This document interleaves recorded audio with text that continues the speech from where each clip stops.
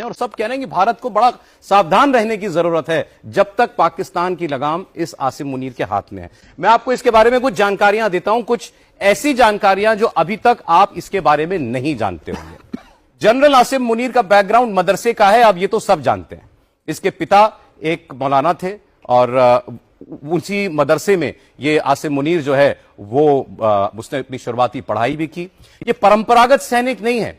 1986 में जब जियाउल हक पाकिस्तान का राष्ट्रपति था तब इसे पाकिस्तान की सेना में भर्ती किया गया और अपनी रिटायरमेंट से सिर्फ 2 दिन पहले ये चीफ बना। आपको पता होगा कि आर्मी ट्रेनिंग स्कूल के जरिए इस आसिम मुनीर की भर्ती हुई है, ना कि पाकिस्तान मिलिट्री एकेडमी के जरिए, जो कि वहां का मेन इंस्टीट्यूशन है। इसके पिता रावलपिंडी की मस्जिद में इमाम हुआ करते थे और मुनीर की शुरुआती पढ़ाई वहीं एक मदरसे में भी हुई। तो वहां से ये रेडिकलाइजेशन, पुलवामा का हमला हुआ तो ये आईएसआई का चीफ था।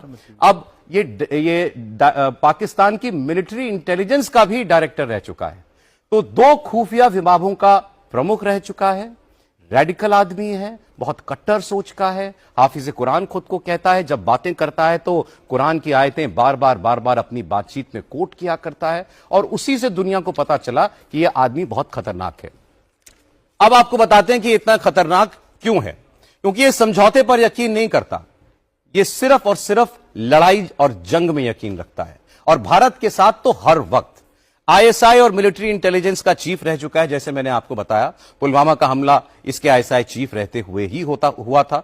तो उस लिहाज से पाकिस्तान का जितना आप समझिए कि खुफिया तंत्र है, उस पर इसकी बहुत मजबूत पकड़ है। तो ये जनरल मुनीर क्यों आज तक का सबसे खतरनाक पाकिस्तानी जनरल माना जा रहा है? He is perhaps the most dangerous army chief Pakistan has had.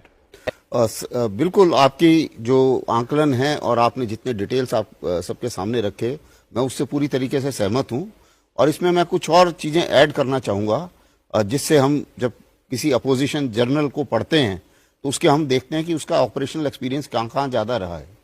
दूसरी चीज ये है कि जैसा आपने बताया, इसकी जो पकड़ है और ये आईएसआई चीफ रहा, 2 इसने अपॉइंटमेंट्स करे हैं, तो जितने भी बहुत उनके काफी साठगांठ है और अच्छी पकड़ है।